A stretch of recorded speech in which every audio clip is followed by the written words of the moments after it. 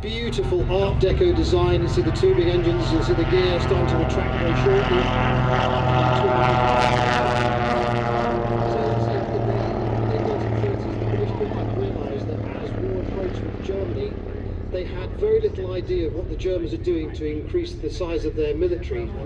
And as Mr. Cotton was flying over these Luftwaffe airfields, industrial sites, etc., and chatting away to the air races from World War I, he was taking photographs.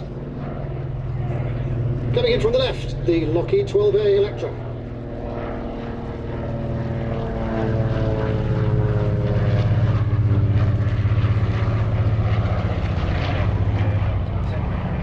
So this aircraft powered by two with an outfit called Air Atlantique down at Coventry, and he's probably one of the most experienced multi-engine pilots of aeroplanes of this vintage in this country. So those camera doors were secreted under the floorboards, and they had a couple of cameras in the leading edge of the wing.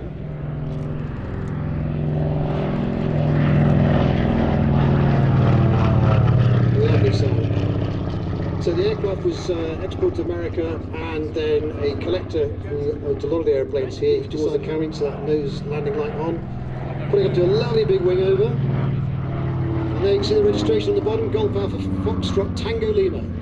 That is the actual aircraft which took those pictures in 1938. Returned, I say, almost as close as we could to its 1938 status. It still takes normal photos. Cameras at the ready, chaps and ladies.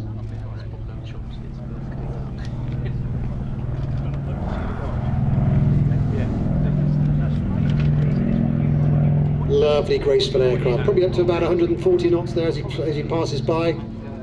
He'll be looking out the side. Give him a wave.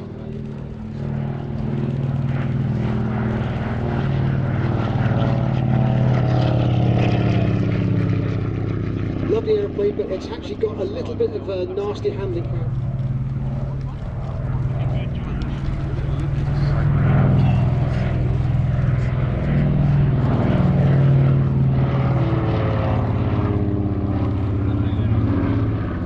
I don't know about you, but when I watch this aircraft fly, I have the Indiana Jones theme tune in my head. You know those little graphics. She's not actually controlling the aircraft, but she's... Well, she's so much more than that. I mean, I've sat in the co-pilot seat on display, and you're keeping an eye on the engine gauges, making sure, whilst John is looking out of his letterbox to see where the airfield is, Claire's looking inside, making sure the power settings are correct, making sure the temperatures and pressures are all working well.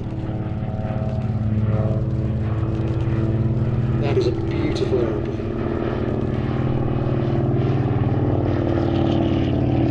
You can actually see the actual tyres sticking out from behind the engines. The undercarriage retracts. 21 for the cameras as we see the Lockheed 12A Electra Junior coming in. Right wing down, here it comes, from left to right. Now this time we'll have, we're going past with Claire on the right hand side, so give Claire a wave.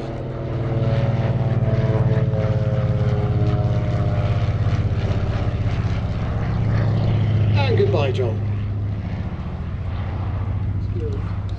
Keep the aircraft straight on touchdown. And he's managed to pull it off yet again. Lovely display, John and Claire. Definitely worthy of a round of applause, ladies and gentlemen. John Corley, Claire Bradley in the Lockheed 12A Electra Junior. That is such a beautiful machine. Displaying today, and then that will be his public displaying in this aircraft. But I also asked him if there was any significance behind the rather wacky Tiger paint scheme, and he said he just thought that the factory paint scheme was really boring. He came up with a few ideas, and as he developed it, more crazy and crazy, and he ended up with this Tiger paint scheme, which was white.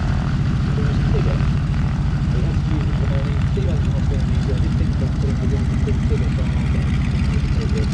So Steve is just going to perform. I've got to talk to him. He's a three-star pilot, very experienced aerobatic pilot. I'm going to talk you through hopefully what I see him do. And his Gamebird GB1, which should be rolling shortly on the hard runway.